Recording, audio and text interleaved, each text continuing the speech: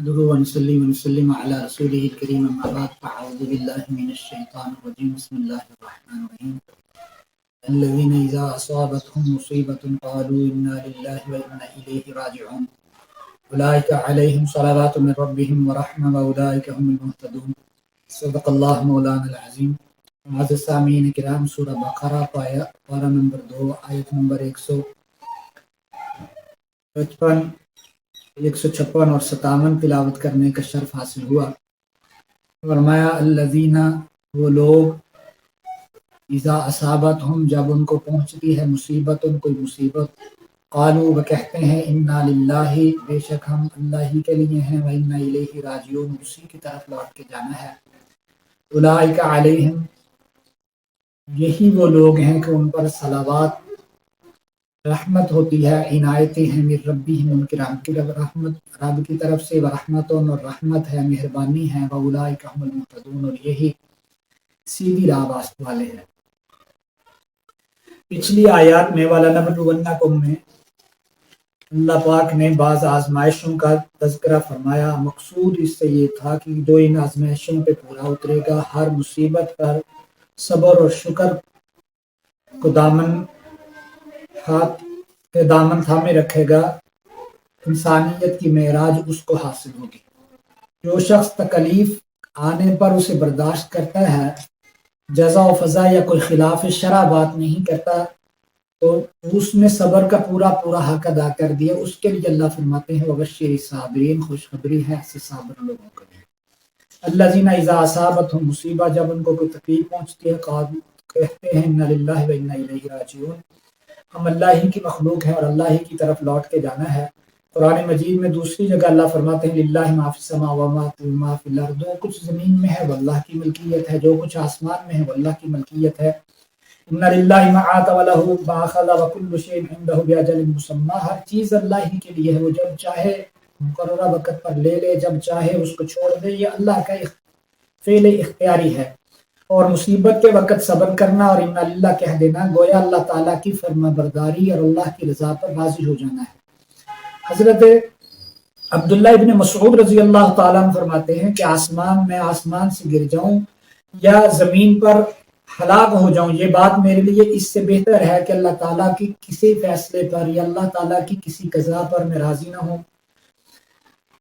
حدیث شریف میں ہے نبی علیہ السلام نے فرمایا جو اللہ کے فیصلے پر راضی ہو جائے گا، اللہ تعالیٰ اس سے راضی ہو جائے گا، اور جو اللہ تعالیٰ کے فیصلے پر راضی نہیں ہوگا، پھر اللہ تعالیٰ بھی اس سے ناراض ہو جائے گا۔ امام ابو بکر جساس رحمۃ اللہ تعالیٰ علیہ فرماتے ہیں اس سے دو احکام مترشح ہوتے ہیں، فرض اور نفل، یعنی اللہ کی رضا پہ راضی ہونا یہ فرض ہے، اور زبان سے انا للہ وانا الیہ راجعون کہنا یہ نفل ہے۔ اسی طرح فرمایا اولئک علیہم صلوات من ربہم ورحمہ، جو ایسے ہو جاتے ہیں راضی برضا الہی ہو جاتے ہیں، ایسے ہی لوگ ہیں جب ان پر ان کے رب کی طرف سے صلوات ہوتی ہیں، یعنی صلوات سے مراد مفسرین نے لکھا ہے خاص رحمتیں، اور رحمت سے مراد مہربانیاں ہیں اور عام مہربانی ہے۔ اور بعض مفسرین نے لکھا ہے کہ صلوات وہ خاص جو انبیاء کی وساطت سے امت کو ملتی ہیں وہ رحمتیں ہیں، اور رحمت سے مراد وہ جو امت بلا واسطہ نبی اللہ امت کو عطا فرماتے ہیں۔ اور اسی طرح حضرت حکیم الامت شاہ ولی اللہ محدث دہلوی فرمایا کرتے تھے کہ جو اس مقام کو حاصل کر لیتا ہے تو اس کا اتصال خطیرت القدس میں ہو جاتا ہے، یعنی وہ اللہ کی تجلی اعظم کے ساتھ اس کا تعلق قائم ہو جاتا ہے۔ حضرت امیر المؤمنین عمر رضی اللہ تعالی عنہ فرمایا کرتے تھے کہ دو برابر چیزیں، یعنی صلوات اور رحمت، اور ایک درمیان کی چیز یعنی ہدایت، یعنی اونٹ پہ بوجھ لادا جاتا ہے تو دو برابر حصوں میں، اور جو بڑھ جائے اس کو درمیان میں رکھ دیتے ہیں۔ فرمایا یہ اللہ کی رحمت بے پایا ہے، صلوات اور رحمت، اور پھر اللہ نے جو اضافی رحمت تھی وہ بھی اوپر ہی لاد دی۔ حضرت ام سلمہ رضی اللہ تعالیٰ عنہ فرماتی ہیں کہ ایک دن میرے شوہر ابو سلمہ رضی اللہ تعالیٰ عنہ خوش تشریف لائے، میں نے پوچھا تو انہوں نے کہا کہ نبی پاک صلی اللہ علیہ وسلم نے فرمایا جس کو کوئی تکلیف پہنچے، ایک مصیبت آئے اور وہ انا للہ و انا الیہ راجعون کہنے کے بعد کہے اللہم اجرنی فی مصیبتی واخلف لی خیرا منہا، یعنی خدایا مجھے اس مصیبت میں اجر دے اور مجھے اس سے بہتر بدلہ عطا فرما، تو اللہ تعالیٰ اسے اجر اور بدلہ ضرور ہی دیتے ہیں۔ ام سلمہ رضی اللہ تعالیٰ عنہ فرماتی ہیں میں نے اس دعا کو یاد کر لیا، جب ابو سلمہ رضی اللہ تعالیٰ عنہ شہید ہو گئے تو میں نے انا للہ و انا الیہ راجعون پڑھا اور یہی دعا فرمائی اللہم اجرنی فی مصیبتی واخلف لی خیرا منہا، اور میرے دل میں یہ خیال آیا کہ ابو سلمہ سے بہتر مجھے کون مل سکتا ہے۔ تو میں گھر میں بیٹھی ہوئی تھی کہ ایک دن کسی جانور کی کھال کو دباغت دے رہی تھی کہ نبی پاک صلی اللہ علیہ وسلم تشریف لائے، اجازت طلب کی، میں نے اجازت دی، گھر آئے، آقا صلی اللہ علیہ وسلم نے مجھ سے خطبہ نکاح کیا، مجھے نکاح کا پیغام دیا، میں نے عرض کی اللہ کے پاک پیغمبر اس سے بڑی سعادت میرے لیے کوئی نہیں ہے، لیکن میں باغیرت عورت ہوں، دوسرا میں عمر رسیدہ ہوں، تیسرا میرے بچے ہیں۔ نبی پاک صلی اللہ علیہ وسلم نے فرمایا اللہ اس نکاح کی برکت سے یہ غیرت، میں باغیرت ہوں، کوئی ایسی بات نہ کہہ دوں جس سے مجھے بجائے ثواب کے عذاب ملے۔ نبی اکرم صلی اللہ علیہ وسلم نے فرمایا اللہ اس نکاح کی برکت سے یہ غیرت تمہاری ختم کر دے گا،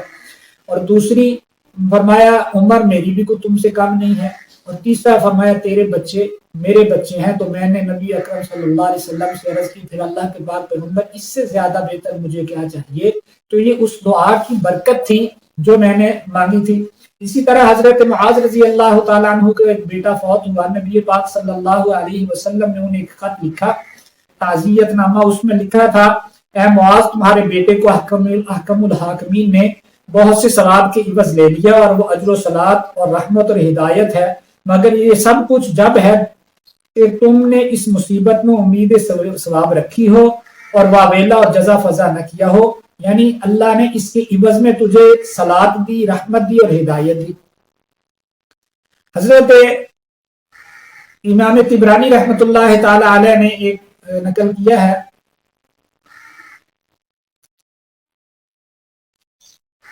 نبی پاک صلی اللہ علیہ وسلم نے فرمایا کہ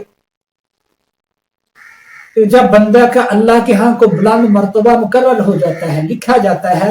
اور اس کے عمل ایسے نہیں ہوتے تو پھر اللہ پاک اس کو کسی مصیبت میں کسی بیماری میں مبتلا کرتے ہیں، اس پہ صبر کرتا ہے تو اللہ اس کے بدلے میں اس کو بلند مقام عطا فرماتے ہیں۔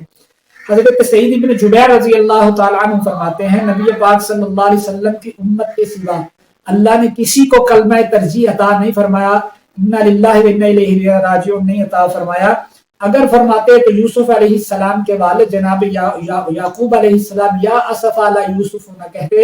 بلکہ وہ یہ کلمات ہی کہتے انا للہ و انا الیہ راجعون۔ اسی طرح عائشہ رضی اللہ تعالی عنہ فرماتی ہیں نبی پاک صلی اللہ علیہ وسلم گھر میں تشریف فرما تھے کہ چراغ گل ہو گیا، بجھ گیا، تو نبی علیہ الصلوۃ والسلام نے انا للہ و انا الیہ راجعون پڑھا۔ میں نے عرض کی اللہ کے پاک پیغمبر یہ بھی مصیبت ہے؟ آپ صلی اللہ علیہ وسلم نے فرمایا ہاں، جو چیز باعث قلق ہو اور دل کو اس سے تعلق ہو اس کا جانا یہ مصیبت ہے۔ اسی طرح فرمایا ایک دفعہ نبی پاک صلی اللہ علیہ وسلم کا جوتے مبارک کا تسمہ مبارک ٹوٹ گیا، آپ نے اس پہ بھی انا للہ و انا الیہ راجعون پڑھی۔ اسی طرح حضرت عائشہ فرماتی ہے نبی پاک صلی اللہ علیہ وسلم گھر تشریف لائے اور آپ کے مشت مبارک میں کانٹا کو چیز چڑھ گئی تھی جس سے خون بہ رہا تھا، اور آپ بار بار انا للہ و انا الیہ راجعون پڑھ رہے تھے۔ نبی پاک صلی اللہ علیہ وسلم نے فرمایا، ابو ہریرہ بیان کرتے ہیں فرمایا ایمان والے پر پے در پے مصیبتیں پڑتی رہتی ہیں، کبھی صدمہ جان پر، کبھی مال پر، کبھی نقصان، یہ سب چیزیں اس کے گناہوں کا کفارہ ہوتا ہے، یہاں تک کہ اللہ تعالیٰ کے پاس یہ گناہوں سے پاک جاتا ہے۔ اللہ سمجھنے عمل کی توفیق عطا فرمائے۔ وما علینا